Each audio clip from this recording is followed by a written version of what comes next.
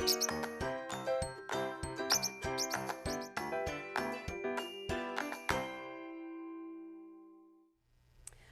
my name is Bridget Dugan. I'm with the Peninsula Regional Animal Shelter. I am the Marketing Adoption Coordinator, and I have with me here today Lenny Liebert, who is our Volunteer and Animal Behaviorist Coordinator at the shelter.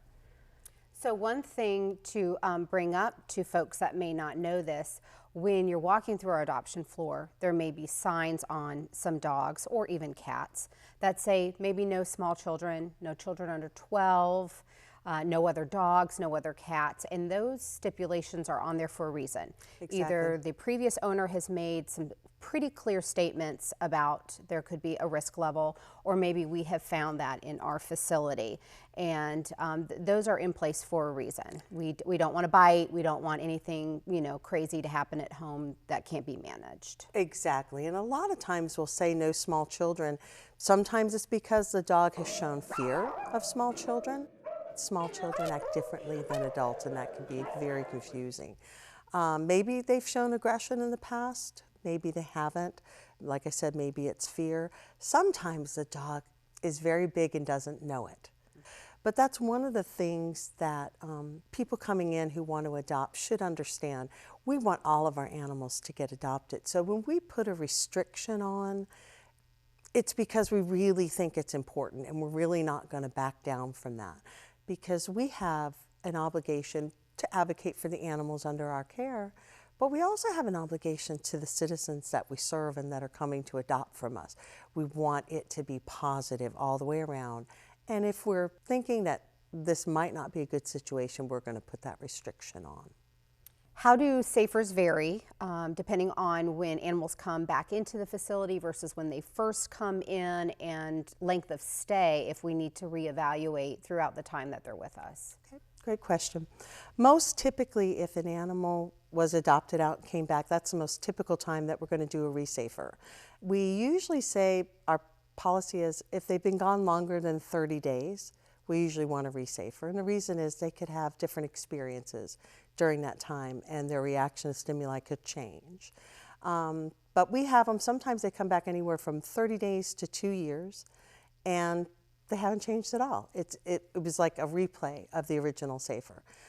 Dogs that stay a long time, yes, we can see some changes in their behavior. What we try to do, though, is have a little bit of prevention, and that's where enrichment comes in, making sure that they have toys, that they have training, that they have walks, or they have some time out of the facility.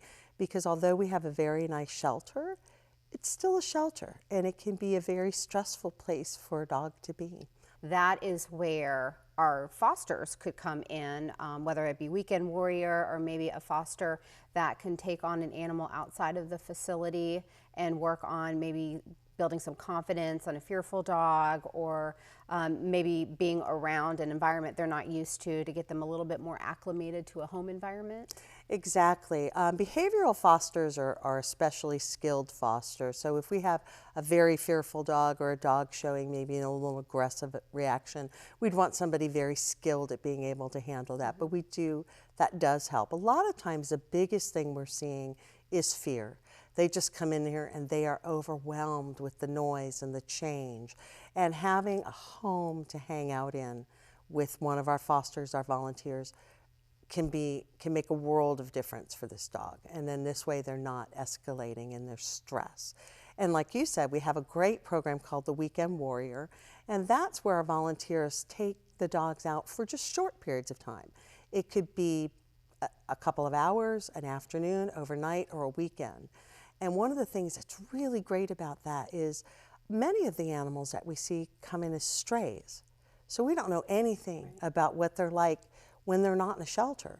And one of the things we do know is that a shelter dog and a home dog can be very different animals. So when you have somebody take a dog home for a weekend warrior, they get to see what they look like in a home. How are they walking in the park? Are they housebroken? How do they act about food in the house? A great example is we had this little dog in our small dog adoption that just would not stop barking. And nobody would look at this dog. And our volunteer took him home. That dog slept most of the time and maybe over 3 days barked twice. The barking was a shelter-induced behavior, just excitement. So when we put that sign up that said, hey, I'm really quiet at home, and all these pictures of this dog sleeping, he was adopted within a couple of days. So it can make a big difference. Sure. If you have any additional questions or would like some more information on our programs at the shelter, you can come down and find us at 5843 Jefferson Avenue, Newport News, Virginia, 23605. Our phone number is 757-933-8900, and our website is www.peninsulaanimalshelter.com.